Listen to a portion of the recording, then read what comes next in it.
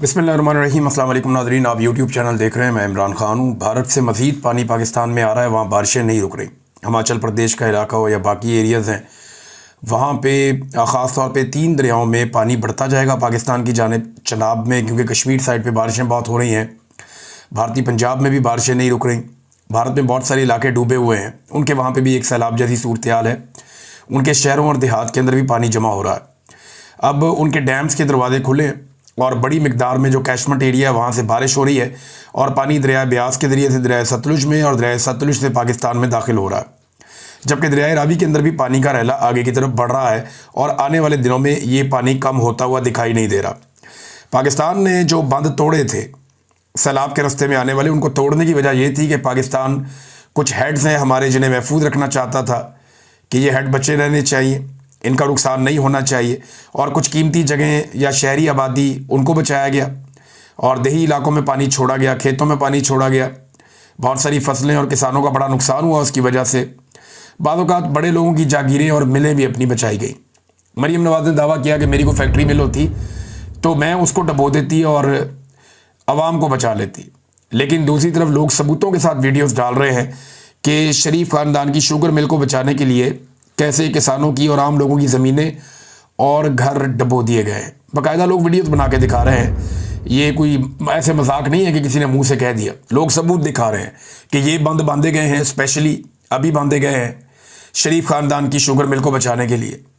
जबकि बाकी इलाके जो हैं उनकी तरफ बंद तोड़े गए हैं ताकि पानी वहाँ पर जाए और वो इलाके डूब जाए। तो ये बाकायदा लोग दिखा रहे हैं। किसानों का बहुत नुकसान हो रहा है, देही इलाकों में ज़्यादा नुकसान हो रहा है और हुकूमत की जो तवज्जो है वो टिकटॉक्स की तरफ है। मैं आपको एक तस्वीर दिखाता हूँ। ये तस्वीर आप ज़रा गौर से देखें। इस तस्वीर में पूरी एक कहानी है। ये देखें, ये मरीम नवाज़ की तस्वीर है और टिकटॉक के लिए बनी है। इसमें एक बच्चा मरीम नवाज़ की गोद में है।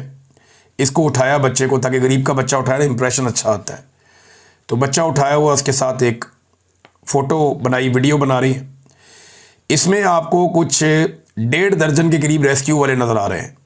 ये रेस्क्यू का अमला है, लगभग 18 के करीब लोग रेस्क्यू वाले यहाँ पे इस 1.5 दर्जन के करीब इस वीडियो के अंदर है।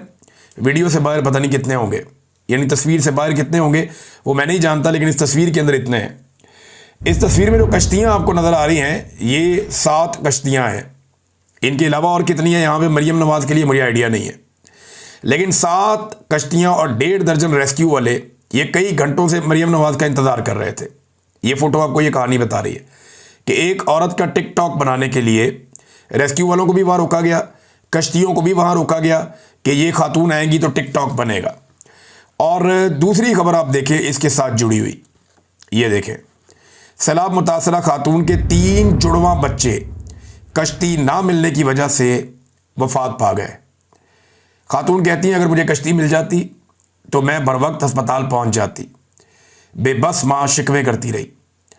एक बच्चा घर में 2 की पैदाइश कैरी डब्बे में हुई। बदकिस्मत खातून का शौहर बैरून मुल्क कैद है। अब ये एक मजलूम खातून है, गरीब औरत है, इसके लिए एक कश्ती भी नहीं है।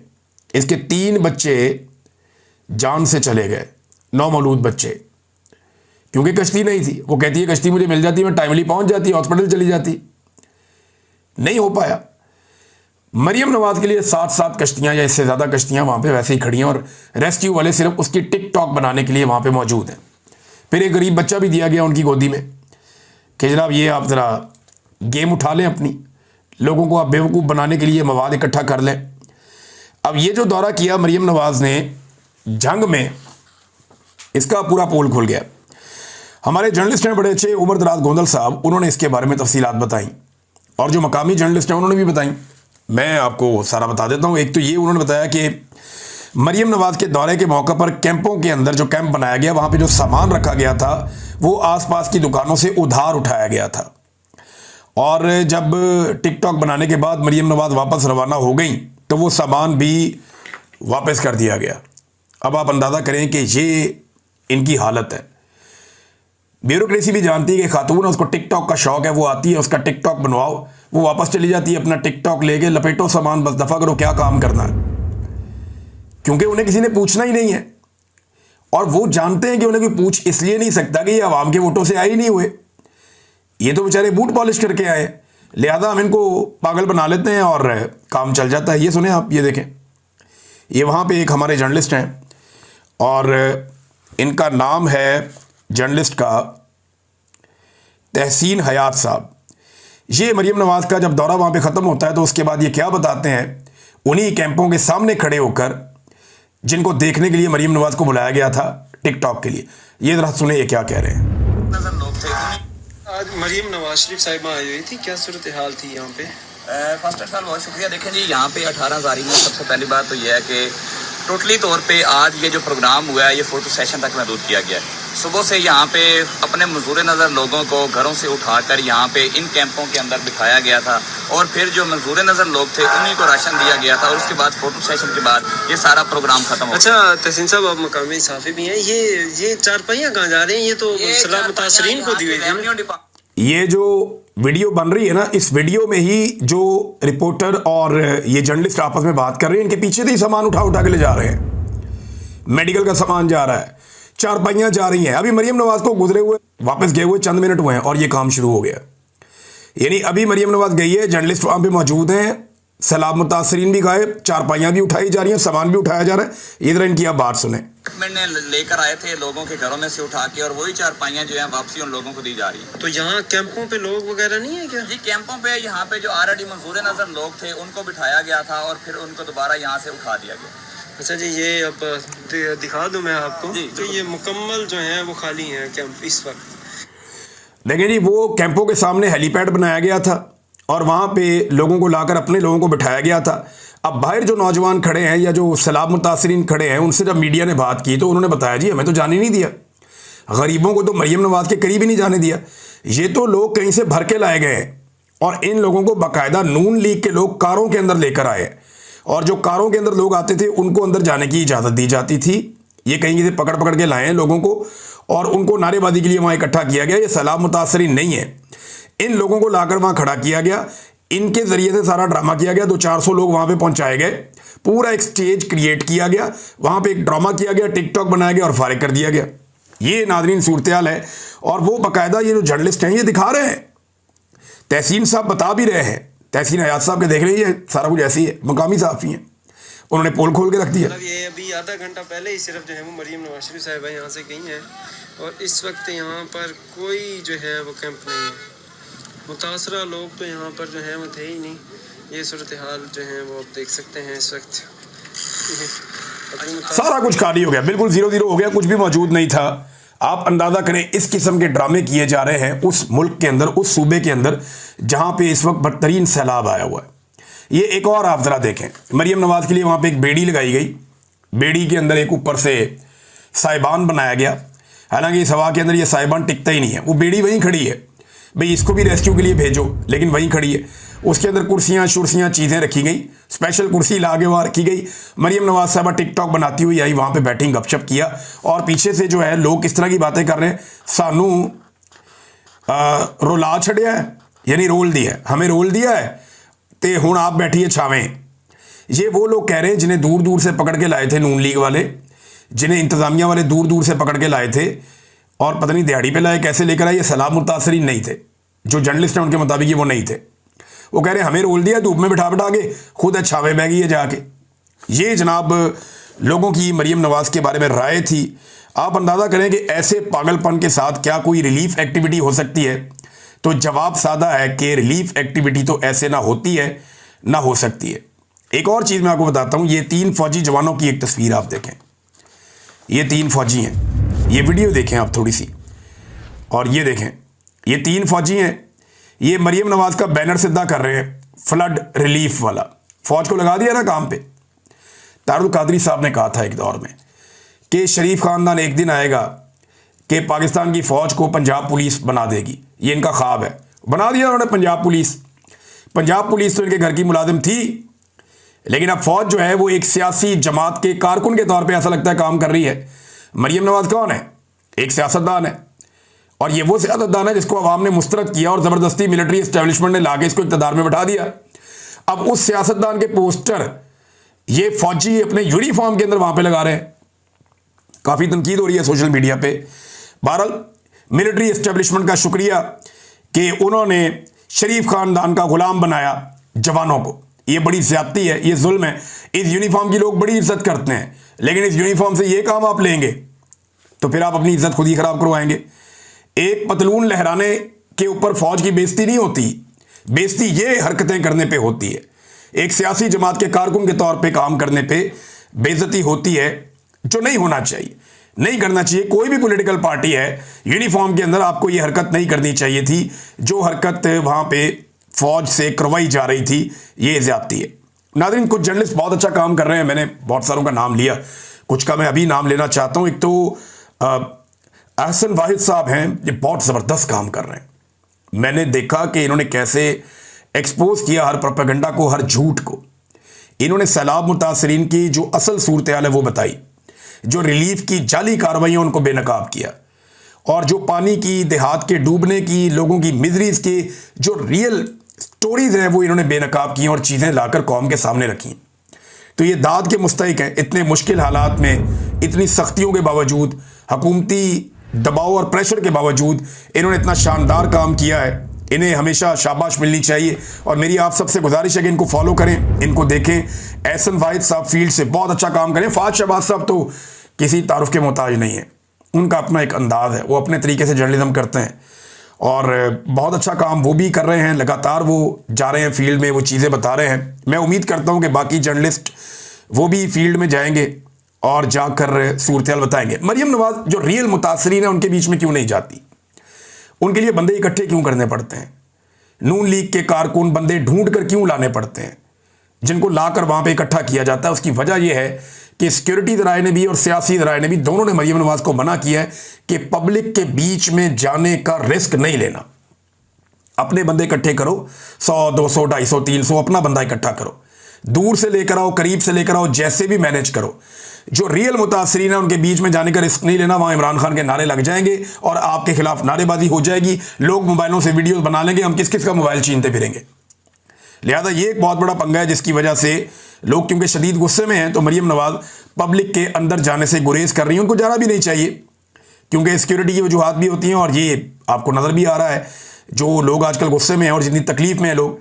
साहिवाल नाजरीन बहुत बुरी तरह तबाह हुआ है। ये सैलाबी पानी अब साहिवाल तक पहुंच गया है और वहां पे कुछ बंद तोड़ने पड़े। बंद टूटने के बाद बहुत सारे देहात वहां पे डूब गए हैं, खड़ी फसलें बहुत सारी तबाह हो गई हैं। साहिवाल एक ज़रखेज़ सरजमीन है, ओकाड़ा साहिवाल ये बहुत ज़बरदस्त ज़मीन है इनकी। यहाँ पे फ्लड आया, खौफनाक फ्लड आया और वो सूरत हाल जो है वहाँ पे भी कंट्रोल से बाहर है। एक आदमी नाजरीन आपको कहता था, पूरे पाकिस्तान को कहता था, बार बार कहता था, सियासतदानों को समझाता था, तालिब इल्मों को समझाता था, मीडिया को बार बार कहता था कि जागो, ग्लोबल वार्मिंग हो रही है, क्लाइमेट चेंज एक बहुत बड़ा मसला है, इस मसले से हमें लड़ना पड़ेगा, दरख्त लगाओ, कटाइयाँ बंद करो, अपने माहौल को बचाओ, आलूदगी को कम करो, अपने माहौल को महफूज करो, वरना सारे पछताओगे। एक आदमी बार बार दस्तक देता था आपके दिमागों पर। लेकिन ये सारे माफियाज, ये सारे सियासी माफियाज, ये रवायती सियासतदान ये उसका मजाक उड़ाते थे। इमरान खान ने वक्त से पहले समझाया कि बाद आ जाओ, कुदरत के साथ पंगे ना लो, जितने हो सके दरख्त लगाओ और कटाई बिल्कुल बंद कर दो।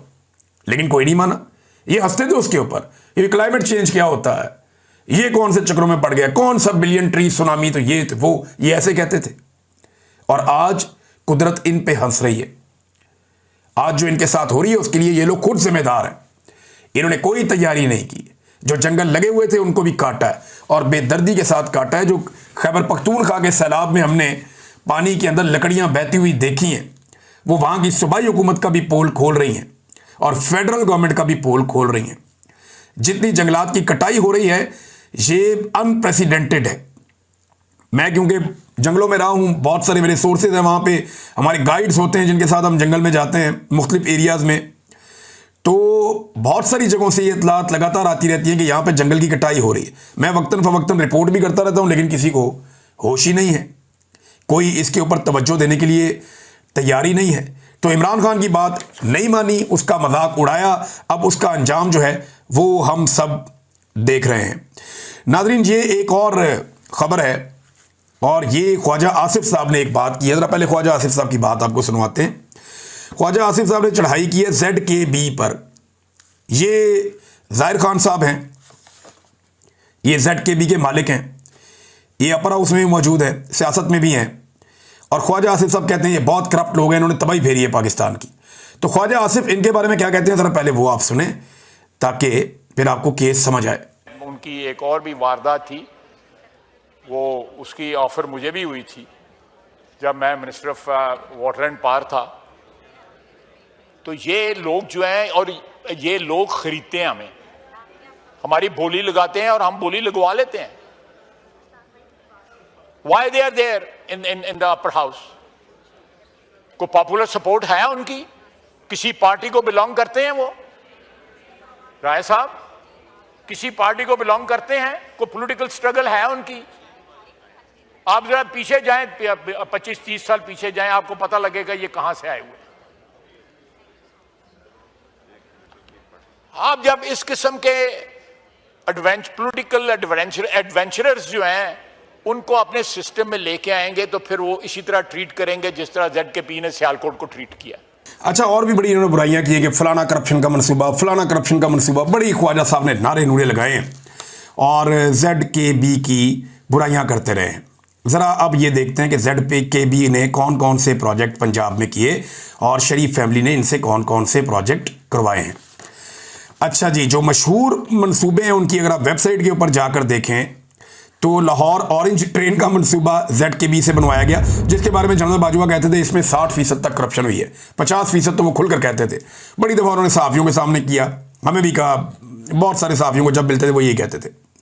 फिर मेट्रो बस सिस्टम जो है उसका एक प्रोजेक्ट मुल्तान वाला इनके पास था। फिर रावलपिंडी वाला मेट्रो का जो प्रोजेक्ट है वो भी इनको दिया गया। फिर Lahore orange line metro train project वो भी इनको दिया गया, उसका अगला मरहला। उसके बाद जो है वो एक मोटरवे जो है KLM लाहौर से वो भी इनको दी गई। और मेट्रो बस सिस्टम ये एक और है जो फ़िरोज़पुर रोड लाहौर वाला, वो भी इनको दिया गया। फिर Pakistan kidney and liver transplant institute ये PKLI जो है वो भी इनसे करवाया गया। और उसके बाद चाइना पाकिस्तान इकोनॉमिक कॉरिडोर जो है वो भी इनसे करवाया गया। ये बड़े बड़े मनसूबे हैं जनाब जो इनको दिए गए। और दिए किसने? ये सारे मनसूबों में शरीफ खानदान कहता है जी हमने बनाए, ये उन्होंने दिए, शरीफ खानदान ने ये सारे मंसूबे ZKB को दिए हैं। अब ख्वाजा आसिफ कह रहे हैं ये बड़े करप्ट लोग हैं, ये हमारी बोलियां लगाते हैं, ये हमें खरीदते हैं। तो ख्वाजा आसिफ साहब ने एक्चुअली ये गवाही दी है नवाज शरीफ और शहबाज शरीफ के खिलाफ कि नवाज शरीफ और शहबाज शरीफ बिकाऊ माल हैं और उनको ZKB खरीद लेती है। कैसे? अब जरा देखें नवाज शरीफ इसी ZKB और इसके मालिक के बारे में क्या कह रहे हैं। हजूम के अंदर बैठा हुआ है, उसे खड़ा करते हैं, खड़ा करके उसकी तारीफ करते हैं। कैसे करते हैं ये नवाज शरीफ साहब को सुने। ZKB को मुबारकबाद देना चाहता हूँ।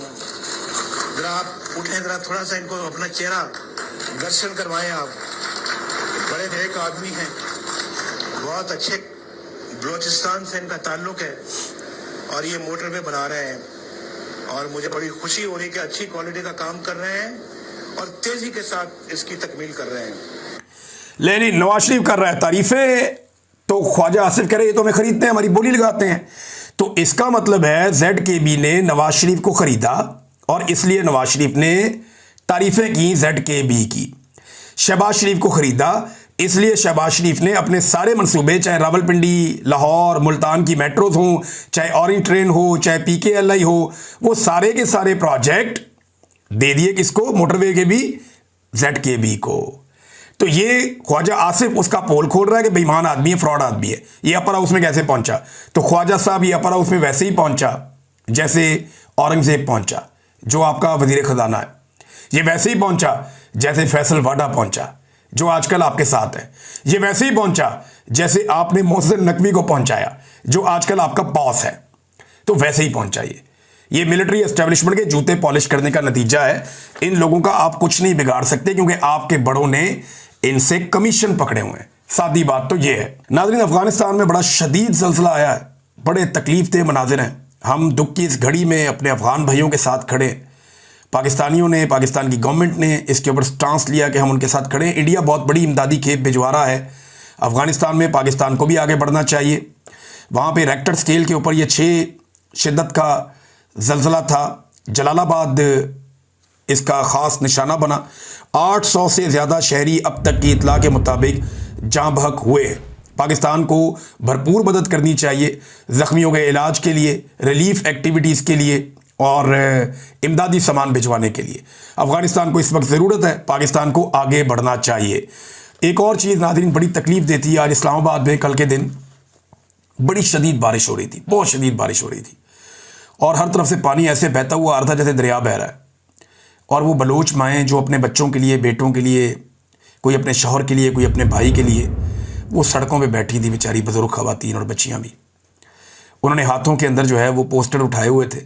मेरा देख के बड़ी मेरे दिल को तकलीफ़ हुई कि उन्हें सर छुपाने के लिए कैंप भी नहीं लगाने देते और उन्हें किसी से मिलने भी नहीं देते, मीडिया को उनकी कवरेज भी नहीं करने देते।